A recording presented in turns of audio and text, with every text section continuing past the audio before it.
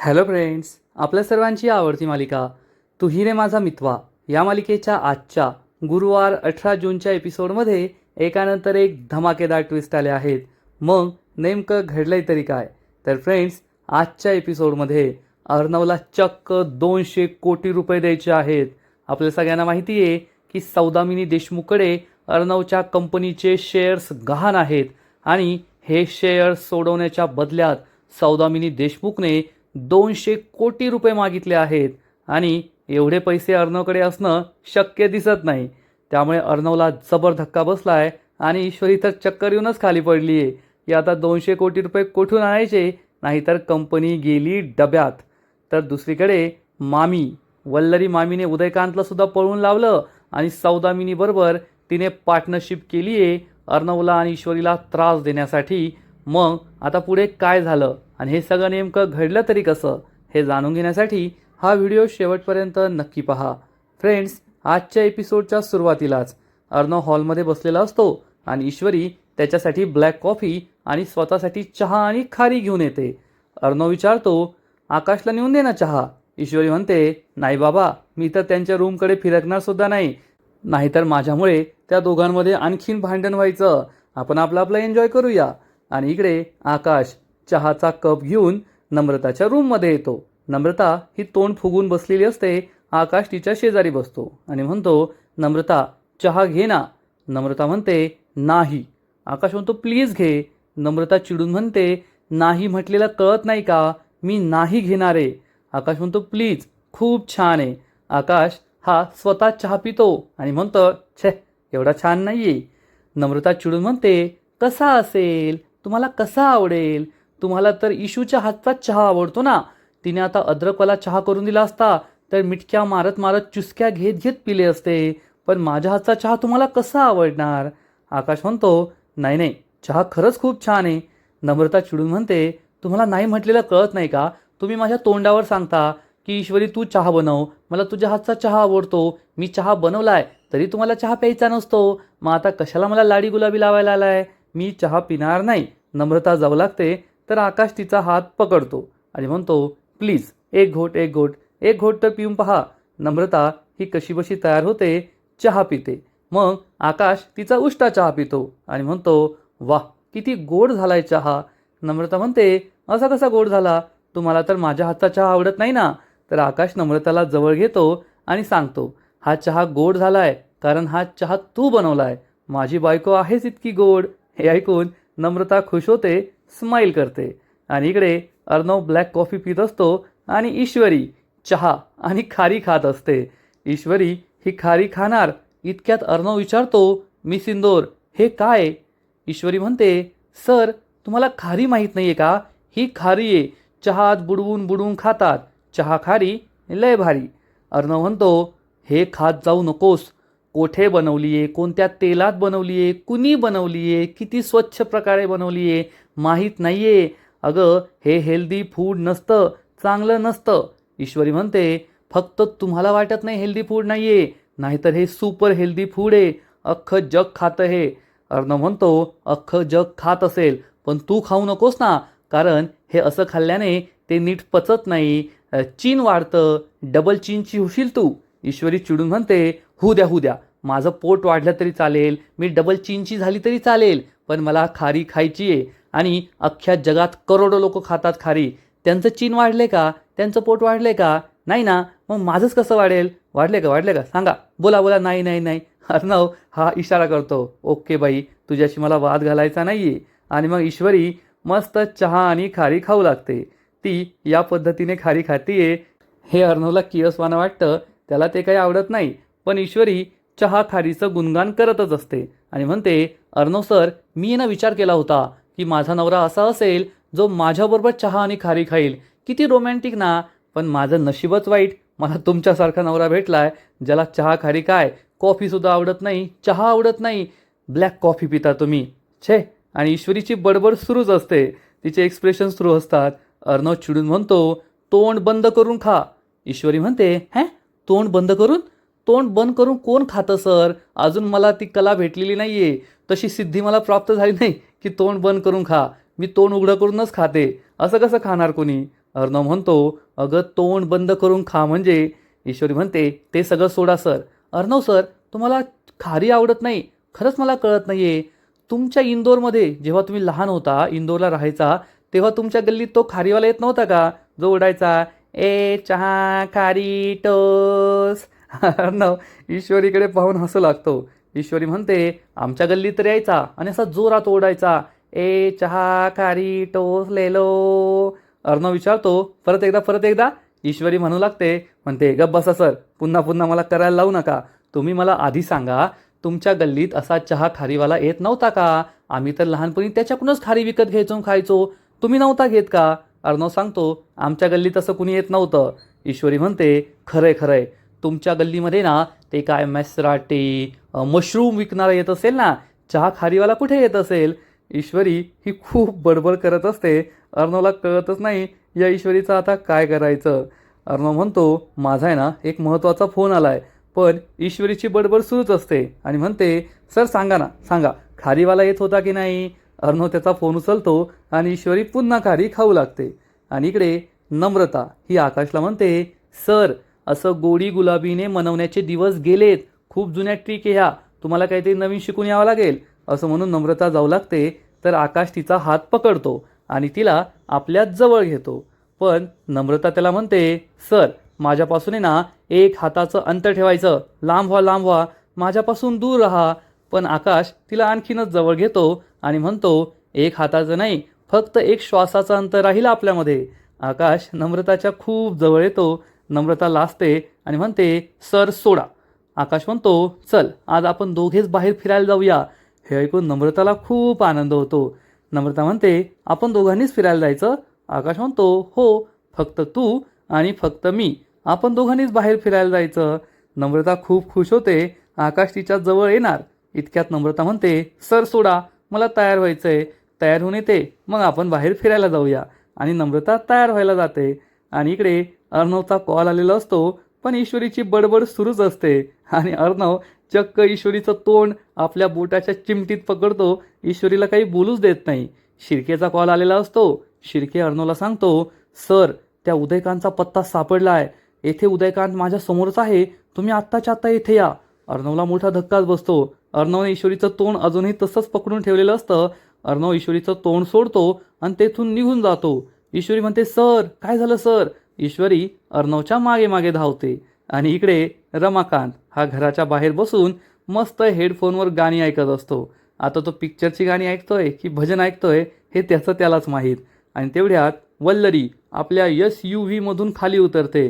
तशी तर तिची गाडी ही अर्णवपेक्षा सुद्धा भारी आहे. वल्लरी ही गाडीतून खाली उतरते आणि त्याच वेळेस ईश्वरी आणि अर्णव बाहेर येतात. ईश्वरी विचारते, काय झालं अर्णव सर? अर्णव सांगतो, मिस इंदोर, खूप महत्त्वाची बातमी मिळाली आहे. आणि मामी तेथे असणं हे तर काय गॅरंटीचे, मामी तर तेथे असायलाच हवी. मामी लगेच या दोघांचं बोलणं ऐकते, गाडी मागे लपून बसते. अर्णव हा ईश्वरीला सांगतो, ते उदयकांतचं लोकेशन सापडलंय, मी तेथेच जातोय. मामीला मोठा धक्काच बसतो. अरे देवा, त्या शिर्केने शेवटी उदयकांतला शोधून काढलंच आणि आता हा अर्णव तेथे जातोय.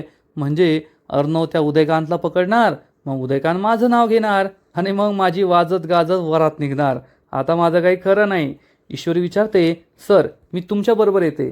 पण अर्णवला मामीला पत्ता सांगायचा असतो, त्यामुळे अर्णव सांगतो, तो चारोळी रोड आहे ना, तेथे एका जुन्या घरात येतो, मला लवकर जायचं आहे, मी इंदोर तू येऊ नको. ईश्वरी म्हणते, सर प्लीज मला येऊ द्या. अर्णव सांगतो, नाही मिस इंदोर, खूप डेंजरस आहे, तू येऊ नको. ईश्वरीचा नाईलाज होतो. अर्णव हा गाडीत जाऊ लागतो. तर मामी विचार करते, अरे देवा, आता जर हा अर्णव तेथे पोहोचला तर माझं काही खरं नाही. अर्णवला कसं अडवायचं हाच प्रश्न मामीला पडतो. आणि तेवढ्यात मामीची नजर घराजवळ ठेवलेल्या काही बांबूंवर जाते. आणि मामी तर काय आईन्स्टाईनपेक्षा जास्त हुशार आहे, त्यामुळे मामीला सगळे आयडिया सुचतात. मामी लगेच या बांबूजवळ जाते, एक बांबू उचलते. ईश्वरी तेथेच उभी असते, पण ईश्वरीला दिसत नाही की मामी आलीये, मामी काही करतीये. मामी ही घराच्या एंट्रन्सजवळ हा बांबू ठेवून देते. तिला माहिती आहे ईश्वरी तोंड वर करून चालणार, खाली काही पाहणार नाही. आणि मामी पुन्हा लपून बसते. आणि ईश्वरी अर्णव जाईल त्याला बाय बाय करायचा, टाटा करायचा असं काही विचार करत नाही. तशीच घरात जाते वर तोंड करून आणि तिचा पाय या बांबूमध्ये अडकतो आणि ईश्वरी तोंडावरच खाली पडते आणि जोरात ओरडते, आई ग, आई ग. अर्णव मागे वळून पाहतो आणि ईश्वरी खाली पडलीये हे पाहून अर्णव खूप घाबरतो आणि ईश्वरीकडे धावत पळत सुटतो. मामीला खूप आनंद होतो की शेवटी माझा प्लॅन सक्सेसफुल झाला. आता अर्णव ईश्वरीला उचलण्यात, तिला आतमध्ये नेण्यात वेळ वाया घालवणार, तोपर्यंत मी उदयकांतपर्यंत पोहोचणार. अर्णव ईश्वरीकडे धावत पळत येतो आणि मामी तेथून पळून जाते उदयकांतच्या या अड्ड्यावर. अर्णव ईश्वरीजवळ येतो. ईश्वरीला विचारतो, काय झालं मिस इंदोर? ईश्वरी सांगते, काय माहीत सर, काय झालंय. आणि मग अर्णव हा ईश्वरीला कसं बसं उभं करतो. ईश्वरीला चक्कर येत असते, त्यामुळे अर्णव ईश्वरीला दोन्ही हातामध्ये उचलतो आणि घरामध्ये घेऊन जातो. आणि मग इकडे मामी तोपर्यंत गाडीत बसलेली असते आणि रमाकांतचं सुद्धा गाणी ऐकून झालेली असतात. रमाकांत कानातील इयरबड्स खाली काढून ठेवतो. तेवढ्यात त्याला दिसतं की मामी वल्लरी ही गाडीत कुठेतरी चालली आहे. रमाकांत विचार करतो, वल्लरी आत्ताच आली होती ना आणि लगेच कुठे बाहेर चालली आहे, पण त्याला काही माहीत नसतं. आणि इकडे अर्णव हा ईश्वरीला घरात घेऊन येतो, सोफ्यावर ठेवतो. ईश्वरी बेशुद्ध झालेली असते. अर्णव धावत पळत किचनमध्ये जातो आणि किचनमधून पाणी घेऊन येतो आणि ईश्वरीच्या तोंडावर पाणी मारतो. पण ईश्वरीला काही शुद्ध येत नाही, तिच्या डोक्याला खूप लागलेलं असतं. अर्णव म्हणतो, मिस इंदोर डोळे उघड. पण ईश्वरी डोळे उघडत नाही. तेवढ्यात पुन्हा एकदा शिर्के कॉल करतो. अर्णवला खूप राग येतो. अर्णव फोन उचलतो आणि म्हणतो, शिर्के इमर्जन्सी आहे, मी थोड्या वेळाने पोहोचतो, तुम्ही लक्ष ठेवा. शिर्के काही बोलणार तोपर्यंत अर्णव कॉल कट करतो. आता अर्णवलाही कळत नाही, शिर्केलाही कळत नाही. उदयकांतचा पत्ता सापडला आहे तर मग पोलिसांना कळवा. पोलीस अर्णवच्या आधी येतील, उदयकांतला पकडतील तर काय फरक पडेल का? पण नाही, अर्णव हा मानाचा माणूस आहे, त्यामुळे पहिला मान त्यालाच द्यायचा. पहिले त्यानेच उदयकांतला पकडलं पाहिजे, पोलिसांनी नाही. त्यामुळे शिर्के, अर्णव कुणीच पोलिसांना फोन करत नाही. अर्णव फोन कट करतो आणि मग ईश्वरीला पाणी पाजतो. ईश्वरी ही पाणी पिते, पण ती अजूनही शुद्धीवर आलेली नसते. तेवढ्यात आकाश आणि नम्रता येतात. विचारतात, काय झालं ईश्वरीला? अर्णव सांगतो, अरे घराच्या एंट्रन्सजवळ ते बांबू ठेवलेला होता, तिचा पाय अडखळला आणि खाली पडलीये, बेशुद्ध झालीये. हे दोघे सुद्धा खूप घाबरतात. मग ईश्वरी तेवढ्यात शुद्धीवर येते. अर्णव तिला बसवतो, तिच्या शेजारी बसतो आणि म्हणतो, मिस इंदोर बरं वाटतंय ना तुला? तेवढ्यात शिर्के पुन्हा एकदा कॉल करतो. आकाश चिडून म्हणतो, हा शिर्के पुन्हा पुन्हा तुला काय कॉल करतोय? एवढं काय अर्जंट आहे? अर्णव फोन उचलतो आणि म्हणतो, शिर्के तुम्हाला सांगितलं ना इमर्जन्सी आहे, मी आता नाही येऊ शकत, तुम्ही तेथे हँडल करा, मी पोहोचतोय. अर्णव पुन्हा फोन कट करतो. आकाश विचारतो, सांग ना दादा, काय झालंय? अशी काय इमर्जन्सी आहे? तर अर्णव सांगतो, अरे शिर्केला त्या उदयकांतचं लोकेशन कळलंय, शिर्के तेथेच आहे म्हणून मला बोलवत आहे. आकाश म्हणतो, अरे उदयकांतचं लोकेशन कळलंय, तू जा ना मग, आम्ही दोघे आहोत तेथे, आम्ही ईश्वरीची काळजी घेऊ. ईश्वरी म्हणते, हो सर, तो उदयकांत सापडणं खूप महत्त्वाचं आहे. सर तुम्ही जा, मी येथे आहे ना, हे दोघे आहेत ना, आकाश भाऊजी आहेत, जा तुम्ही इथून. अर्णव विचारतो, आर यू शुअर? ईश्वरी म्हणते, हो हो सर, तुम्ही जा. आणि अर्णव तेथून निघून जातो. मग आकाश ईश्वरीच्या जवळ बसतो आणि नम्रताला सांगतो, नम्रता गरम पाणी घेऊन ये. नम्रता म्हणजे आता काय नम्रताला म्हणावं, तिची बहीण आहे जी आता खाली पडली आहे, बेशुद्ध झाली होती. उदयकांतला शोधायला अर्णव गेलाय. तरी नम्रता विचार करते, झालं, आज आम्ही पहिल्यांदा दोघे एकटेच बाहेर फिरायला जाणार होतो लग्नानंतर, पण या ईश्वरीमुळे तो प्लॅनसुद्धा फिसकटला. म्हणजे आम्ही दोघे कधीच बाहेर फिरायला एकटे जाऊ शकत नाही का? कायम या ईश्वरीमुळेच काही ना काहीतरी होतं, असा विचार करून नम्रता ईश्वरीवर चिडते. नम्रता ही मामीपेक्षा डेंजरस आहे असंच वाटतंय. आणि इकडे शिर्के या घराबाहेर उभा असतो. आता शिर्केने फक्त एवढाच पत्ता सांगितला होता की या रोडवर आहे, जुनं घर आहे. पण मुंबईच्या या रोडवर कदाचित एकच घर असेल, त्यामुळे मामी बरोबर त्या पत्त्यावर पोहोचते आणि शिर्के तेथे लक्ष ठेवून असतो. आता घरात कोण आहे त्यावर लक्ष ठेवायचं सोडून रस्त्यावर कोण येते जातं यावर शिर्के लक्ष ठेवून असतो. त्यामुळे मामी त्याच्या नजरेसमोरून घरात निघून जाते, पण शिर्केला काही दिसत नाही. मामी या घरात येते. घराचा दरवाजा सताड उघडा असतो आणि मामी आवाज देते, उदयकांत, उदयकांत कोठे, लवकर बाहेर ये.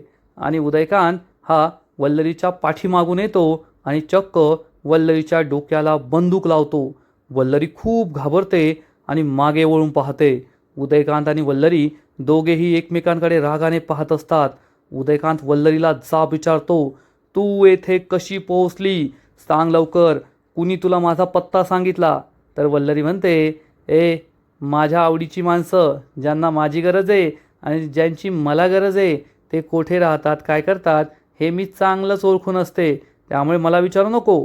उदयकांत चिडून म्हणतो, आवाज खाली, माझ्याशी मोठ्या आवाजात नाही बोलायचं, नाहीतर आत्ताच्या आत्ता तुझा गेम येथेच संपून टाकेल. वल्लरी रागारागाने त्याच्या हातावर झटका मारते, बंदूक खाली घ्यायला सांगते आणि म्हणते, अरे तुझा सुंभ जळला तरी पी नाही गेला का रे? उदयकांत चिडून म्हणतो, नाही जाणार. वल्लरी चिडून म्हणते, तुला सांगितलं होतं ना, निघायचं, अंडरग्राऊंड व्हायचं, मग येथे काय करतोय? उदयकांत म्हणतो, अंडरग्राऊंड व्हायचं म्हणजे काय खरोखर पाताळात जाऊन बसू का? यालाच अंडरग्राऊंड म्हणतात, अशी जागा जेथे मला कुणी शोधू शकत नाही. वल्लरी चिडून म्हणते, हो का? मग मला काय स्वप्न पडलं का या जागेचं, की आता हे स्वप्न सुरू आहे? अरे जसं मला कळलं तसं त्या अर्णवला सुद्धा कळणार ना, तो येथे येईल आणि अर्णवला कळलंय, अर्णव थोड्याच वेळात येथे पोहोचणार आहे आणि जर तो येथे आला तर तुझी काय अवस्था होईल ना, हे लक्षात ठेव. हे ऐकून उदयकांतला जबर धक्काच बसतो. अर्णवला माझं लोकेशन समजलंय, अर्णव येथे येणार हे ऐकून तो खूप घाबरतो आणि थोड्याच वेळात अर्णव सुद्धा तेथे पोहोचतो. शिर्के त्याला रिसीव्ह करायला येतो आणि म्हणतो, चला अर्णव सर, तेथे उदयकांत. हे दोघेही या घराकडे येत असतात. इकडे उदयकांत वल्लरीला विचारतो, त्या अर्णवला कसं कळलं, कुणी सांगितलं? वल्लरी चिडून म्हणते, अरे उदयकांत, ते महत्त्वाचं नाहीये कसं कळलं, कुणी सांगितलं, आत्ताच्या आत्ता इथून गायब हो, नाहीतर तो अर्णव तुझी काय अवस्था करेल ना, हे तुला माहीत नाहीये. आणि तू त्या ईश्वरीची सुपारी दिलीये हे त्याला कळलंय. उदयकांत चिडून म्हणतो, एक लक्षात ठेव वल्लरी, मी ईश्वरीची सुपारी दिली नव्हती, ते गुंड फक्त माझे होते, पण सुपारी तू दिली होती आणि जर मी अडकलो तर तू सुद्धा अडकशील, एवढं लक्षात ठेव. आणि तेवढ्यात अर्णव आणि शिर्के हे दोघे दरवाजाजवळ येतात. आता मामी ही दरवाजा न वाजवता डायरेक्ट घुसली आहे, पण अर्णवला मात्र दरवाजा वाजून जावं लागतं, त्यामुळे त्याला तो उघडा दरवाजा काही सापडलेला नाही आहे. शिर्के आणि अर्णव दरवाजावर नॉक नॉक करतात, उदयकांत दार उघड, उदयकांत दार उघड. हा आवाज ऐकून उदयकांत आणि वल्लरी खूप घाबरतात. वल्लरी म्हणते, अरे निघ आत्ताच्या आत्ता, पळ इथून, नाहीतर तो तुला सोडणार नाही आणि मग तू मला सोडणार नाही. उदयकांत तेथून पळून जातो. मामी सुद्धा गायब होते. मामी तशी तेथेच थांबते, मामीकडे एक स्पेशल पॉवर आहे, ती डायरेक्ट गायब होते. अर्णव आणि शिर्के दोघे बाहेर उभे असतात.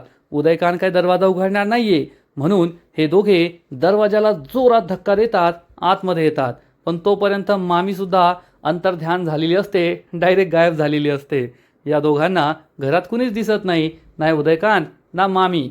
अर्णव शिर्के दोघेही संपूर्ण घरभर शोधतात, पण त्यांना उदयकांत काही सापडत नाही. दोघेही घराबाहेर येऊन पाहतात, पण तेथे पण उदयकांत नसतो. उदयकांत आपल्या हातून निसटलाय हे अर्णवच्या लक्षात येतं. मग अर्णव आणि शिर्के हे दोघेही आपल्या गाडीजवळ येतात, गाडीत बसून निघून जातात. आणि इकडे उदयकांत हा रस्त्याने पळत असतो. आता जोपर्यंत अर्णव तेथे आहे तोपर्यंत एका ठिकाणी लपून बसायचं नाही, तो रस्त्याने, ज्या रस्त्याने अर्णव येणार आहे ना गाडी घेऊन, त्याच रस्त्याने पायी पायी पायी पायी जोरजोरात पळत असतो. आणि एके ठिकाणी त्याची दगडाला धडक होते, त्याला ठेस लागते आणि हात तोंडावर खाली पडतो. उदयकांतला लागलेलं असतं. आता एवढा अवाढव्य माणूस आणि जमिनीवर पडलाय. आणि तेवढ्यात मामी तेथे गाडी घेऊन येते. मामीच्या गाडीच्या हेडलाईटमुळे त्याला कोण येते दिसत नाही. मामी ही गाडीतून खाली उतरते. उदयकांत म्हणतो, तू? तर मामी चिडून म्हणते, अरे मी नाही, तू तू येथे काय करतोय? तुला अंडरग्राऊंड व्हायला सांगितलंय ना, आणि तू रस्त्याने काय धावतोयस? अरे त्या अर्णवने तुला पाहिलं ना तर तुझं काही खरं नाही रे बाबा, तू तर जाशील 12च्या भावात, मला 24च्या भावात नेशील, हो ना इथून अंडरग्राऊंड लवकर. तर उदयकांत चिडून म्हणतो, असा कसा अंडरग्राऊंड होऊ? अंडरग्राऊंड होण्यासाठी पैसे लागतात. वल्लरी चिडून म्हणते, दिले होते ना तुला 50 लाख रुपये. उदयकांत चिडून म्हणतो, 50 लाख दिले होते, 50 कोटी नाही, ते पैसे केव्हाच संपले, उडवले मी ते पैसे, मला अजून पैसे पाहिजे, दे पैसे, अजून पैसे पाहिजे मला. वल्लरी चिडून म्हणते, कसले पैसे पाहिजे रे तुला? एक काम धड तुझ्याकडून होत नाही. त्या ईश्वरीला मारायला सांगितलं, ती ईश्वरी अजून जिवंतच आहे. तुझ्या माणसांनी काम नीट केलं असतं ना तर आज हे सगळं झालंच नसतं. हे सगळं फक्त तुझ्यामुळे झालंय. नालायक कुठला, नीट काम तर करता येत नाही, पैसे मात्र घेता येतात. उदयकांत चिडून म्हणतो, वल्लरी, माझ्याशी नीट बोलायचं, नाहीतर तुला सोडणार नाही. मी स्वतः जाऊन त्या अर्णवला तुझं नाव सांगेल आणि तेवढ्यात अर्णव आणि शिर्केची गाडीसुद्धा त्याच रस्त्याने येत असते. उदयकांत वल्लरी खूप घाबरतात. वल्लरी म्हणते, लप लप, पळ इथून लवकर, पळ. आणि उदयकांतला भारी आयडिया सुचते. उदयकांत चक्क या वल्लरीच्या गाडीमध्ये मागच्या सीटवर जाऊन लपतो. वल्लरी खूप घाबरते. आता उदयकांतला बाहेर काढण्याचा वेळसुद्धा नसतो. वल्लरी ही गाडीजवळच उभी राहते. खूप घामाघूम होते. अर्णव आणि शिर्के जात असतात. अर्णवला मामी काही दिसत नाही, पण शिर्के म्हणतो, सर थांबा थांबा, वल्लरी मॅम दिसताय. अर्णव गाडी थांबवतो. वल्लरीला काय बोलावं ते कळतच नाही, कारण तिच्याच गाडीत तो लपलाय आता उदयकांत. आणि मग अर्णव हा गाडीतून खाली उतरतो आणि विचारतो, मामी तू येथे काय करतेयस? मामी सांगते, अरे मी ते वकिलांना भेटायला आले होते, शिंदे वकिलांना. अर्णव विचारतो, शिंदे वकिलांचं ऑफिस येथे आहे का? तर मामी सांगते, नाही नाही, ऑफिसमध्ये नाही, ते मला असे भेटायला येणार होते. अरे ते काय झालं, माझ्या वडिलांनी माझ्या नावावर शेतजमीन केली आहे ना, तर त्याचे हिस्सेदार हिस्से घ्यायला आले होते. मग त्या वकिलांशी बोलून सगळं काही मला सॉर्ट आऊट करायचं आहे, म्हणून मी त्यांना भेटायला येथे आली आहे. अर्णव म्हणतो, ठीक आहे शिर्के, तुम्ही एक काम करा, ही गाडी घेऊन तुम्ही ऑफिसला जा. उद्या मी ती गाडी तिथून पिकअप करेल आणि मी मामीबरोबर घरी जातो. हे ऐकून मामीला जबर धक्काच बसतो, कारण अर्णव आता मामीच्या गाडीत बसणार आणि मामीच्या गाडीत उदयकांत लपून बसलाय. मामी विचारते, तू माझ्याबरोबर येणार या गाडीतून? अर्णव म्हणतो, हो, मी सुद्धा घरीच चाललोय ना, तू सुद्धा घरीच चालली आहे, आपण जाऊया गाडीतून एकत्र घरी. मामीची तथफफ होते. काय बोलावं, याला कसं थांबवावं हे मामीला कळतच नाही. अर्णव तिच्याकडे आश्चर्याने पाहत असतो की आपण दोघे घरी चाललोय, मग मामी असं का करते, मला का येऊ देत नाहीये. मामीला मात्र जबर धक्का बसलेला असतो. मामीला डायरेक्ट यमराज दिसलेला असतो की आज माझं काम तमाम आहे. आणि आजचा एपिसोड येथेच संपतो. फ्रेंड्स, तू ही रे माझा मितवा या मालिकेचा आजचा एपिसोड खरंच खूप भारी होता, खूप इंटरेस्टिंग होता. उदयकांत हा नक्कीच अर्णवच्या हाती लागणार नाहीये ना, मामीचं सत्य समोर येणार आहे हे आपल्या सगळ्यांना माहिती आहे. पण एपिसोड खूप एक्साइटिंग होता. सुरुवातीला ईश्वरी आणि अर्णवचं जे खारी पुराण होतं ते खरंच खूप कॉमेडी होतं, ते पाहायला मजा आली. मग ईश्वरी डोक्यावर पडली, त्यानंतर अर्णवने उदयकांतला शोधण्याचा प्रयत्न केला. हे सगळं पाहून सुद्धा खूप भारी वाटलं. आजचा एपिसोड भारी होता. पण जेवढा आजचा एपिसोड भारी होता त्यापेक्षा या मालिकेचा पुढील एपिसोड आणखीन भारी असणार आहे. आणखीन मोठा ट्विस्ट या मालिकेत येणार आहे. मग नेमकं घडणार तरी काय? तर फ्रेंड्स, तू ही रे माझा मितवा या मालिकेच्या पुढील एपिसोडमध्ये आपण पाहू की ईश्वरी ही अर्णवला म्हणेल, सर नका टेन्शन घेऊ, उदयकांत आज आपल्या हातातून सुटलाय, पण एक ना एक दिवस आपल्या हाती नक्की लागेल. अर्णव म्हणेल, हो मी सिंदूर, मी त्याला काही सोडणार नाहीये, मी त्याला पकडून राहणारच. आणि दुसरीकडे वल्लरी ही चक्क सौदामिनी देशमुखला जाऊन भेटणार आणि तिला म्हणणार, याआधी तुमची मुलगी लावण्या आणि माझी युती होती, आता तुमची आणि माझी युती व्हायलाच पाहिजे. तुम्ही अर्णवला बिझनेसमध्ये त्रास द्या आणि मी अर्णवला घरामध्ये त्रास देईल.